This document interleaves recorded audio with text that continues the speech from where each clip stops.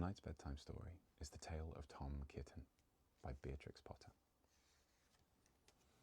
Once upon a time, there were 3 little kittens, and their names were Mittens, Tom Kitten, and Moppet, and they had dear little fur coats of their own, and they tumbled about the doorstep and played in the dust.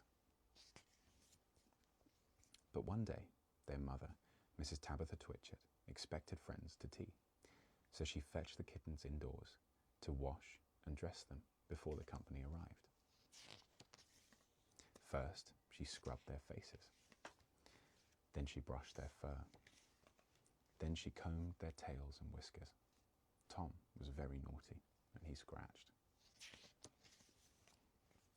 Mrs. Tabitha dressed Moppet and Mittens in clean pinafores, and then she took all sorts of elegant, uncomfortable clothes out of a chest of drawers in order to dress up her son, Thomas.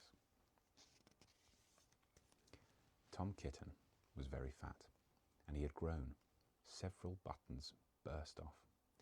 His mother sewed them on again. When the 3 kittens were ready, Mrs. Tabitha unwisely turned them out into the garden to be out of the way while she made hot buttered toast. Now, keep your frocks clean, children. You must walk on your hind legs, keep away from the dirty ash pit, and from Sally Hennypenny, and from the pigsty, and the puddle ducks. Moppet and Mittens walked down the garden path unsteadily.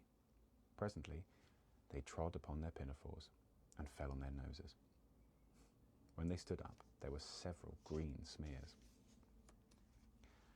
"Let us climb up and sit on the garden wall," said Moppet. They turned their pinafores back to front and went up with a skip and a jump. Moppet's white bonnet fell down into the road. Tom Kitten was quite unable to jump when walking on his hind legs in trousers. He came up the wall, breaking the ferns and shedding buttons right and left. He was all in pieces when he reached the top of the wall. Moppet and Mittens tried to pull him together. His hat fell off, and the rest of his buttons burst. While they were in difficulties, there was a pit, pat, paddle, pat, and 3 puddle ducks came along the hard high road, marching one behind the other, doing the goose step. Pit, pat, paddle, pat, pit, pat, waddle, pat.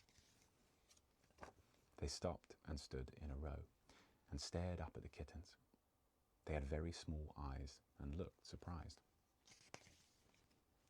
Then the 2 duckbirds, Rebecca and Jemima Puddle Duck, picked up the hat and bonnet and put them on.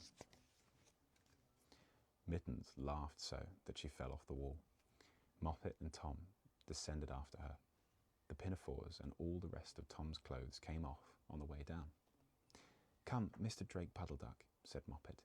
"Come help us to dress him. Come and button up Tom."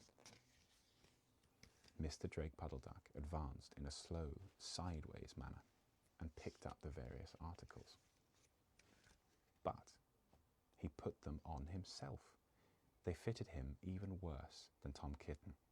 "It's a very fine morning," said Mr. Drake Puddle Duck. And he and Jemima and Rebecca Puddle Duck set off up the road, keeping step.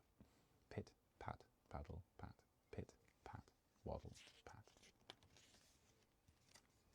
Then Mrs. Tabitha came down the garden and found her kittens on the wall with no clothes on. She pulled them off the wall, smacked them, and took them back to the house.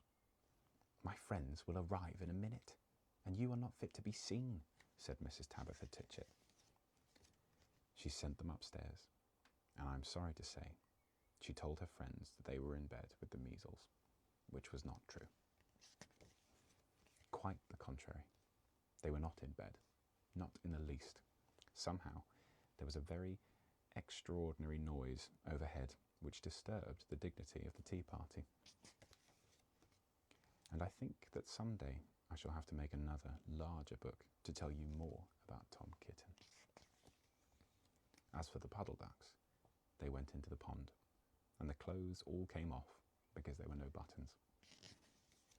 And Mr. Drake Puddle Duck and Jemima and Rebecca have been looking for them ever since.